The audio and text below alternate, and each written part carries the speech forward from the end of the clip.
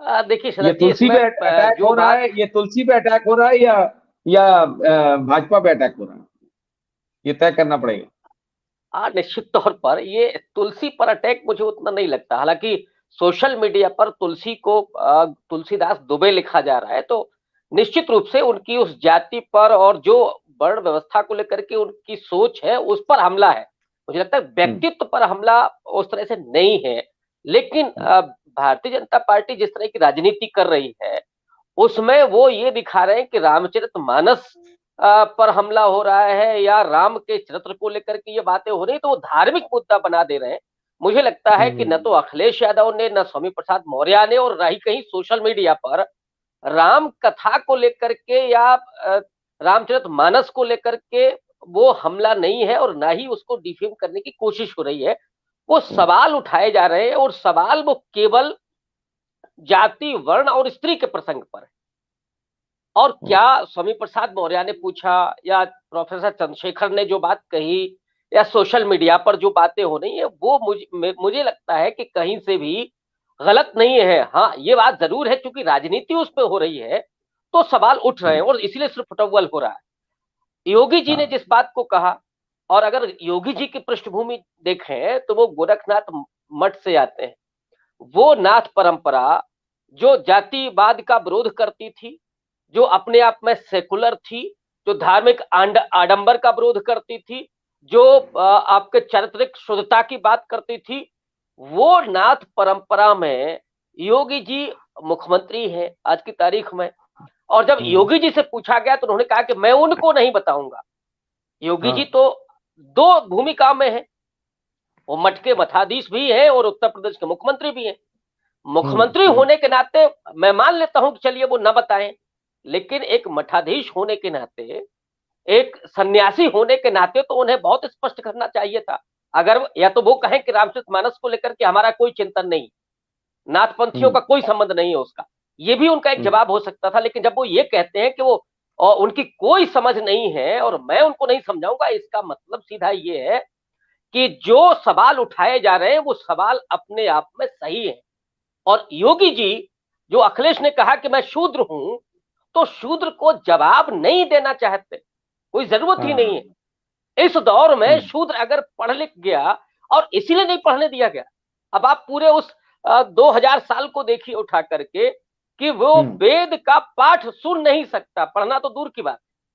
और क्यों नहीं हम्म। सुनेगा? और क्यों ये स्मृतियों में आचार संहिता बनाई गई कि अगर वो सुनता भी है तो कान में शीशा पिघला करके डाल दीजिए, बोलता है तो उसकी हम्म। जबान काट लीजिए। उसका एक ही कारण था कि ये सुनेगा तो सवाल उठाएगा, वो तर्क करेगा। हम्म।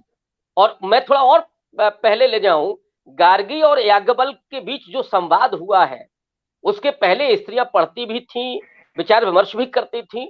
लेकिन जहां पर उस तर्क का जवाब नहीं होता है तो वो कैसे हमला करता है। मतलब कैसे? पुरुष है, स्त्री के सवाल का जवाब नहीं देता तो वो हिंसक हो जाता है।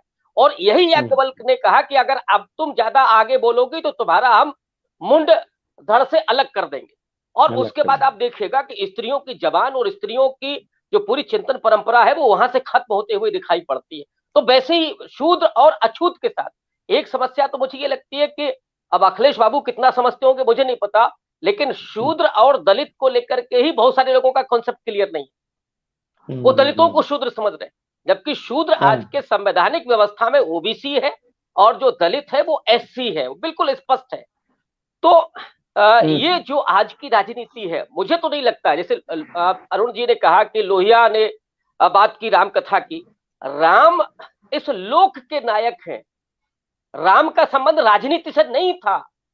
लेकिन भारतीय जनता पार्टी ने अगर राम कथा के आधार पर राजनीति की है तो फिर ये ऑब्वियस है कि जो सामाजिक न्याय की राजनीति करते हैं वो उसी नैरेटिव में छेद कर रहे हैं, जाति और वर्ण के हम्म। सवाल पर। ये सीधा खेल हम्म। ये है। तो या तो बीजेपी ने राम को राजनीति का केंद्र नहीं बनाया होता। मैं तो कह हाँ। रहा हूं ना, एक हिंदी का विद्यार्थी होने के नाते तुलसी की हम्म। सोच जो है उससे मेरी असहमतियां हैं।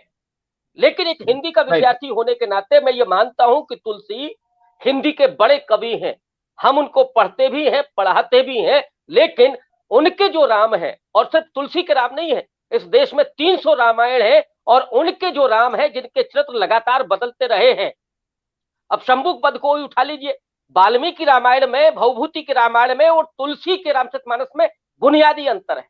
वाल्मीकि रामायण में जब शंभुक के बारे में राम को कहा जाता है तो राम बिना सोचे जाकर के उसका सिर धड़ से अलग कर देते हैं। भवभूति के रामायण में वही शंभुक का प्रसंग आता है तो राम जब उसके पास पहुंचते हैं तो थोड़ा सोचते हैं, और भवभूति ने लिखा जैसे उनके हाथ कांप रहे हैं कि मैं ये करूं कि ना करूं, लेकिन वो करते हैं। तुलसी के राम में शंभुक वध का प्रसंग है ही नहीं। तो ये राम कथा का भी तो विस्तार हुआ है, तो लेकिन राम कथा कभी राजनीति का केंद्र नहीं बनी। लोहिया के समय पे भी और आजादी के आंदोलन में गांधी जी ने उसका इस्तेमाल किया, या कुछ किसान नेताओं ने इस्तेमाल किया, और उसके बहुत सारे प्रसंगों को लेकर के स्वाधीनता आंदोलन को जागृत करने के लिए, लोगों तक पहुंचाने के लिए, किसानों को, मजदूरों को, स्त्रियों को जागृत करने के लिए उनकी तमाम चौपाइयों का इस्तेमाल किया गया।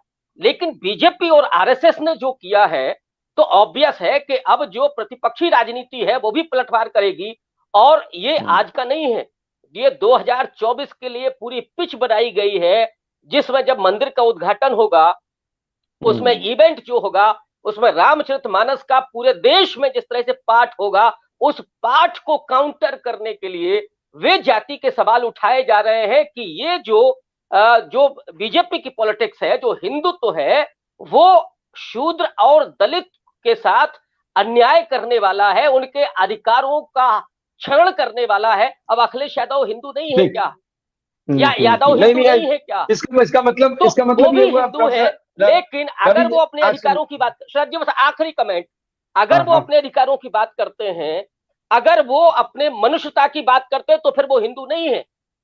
ऐसे वो हिंदू है, वोट लेना हो तो वो शूद्र है, वो दलित है, जो अपने अधिकारों की बात ना करे तब तो वो हिंदू है।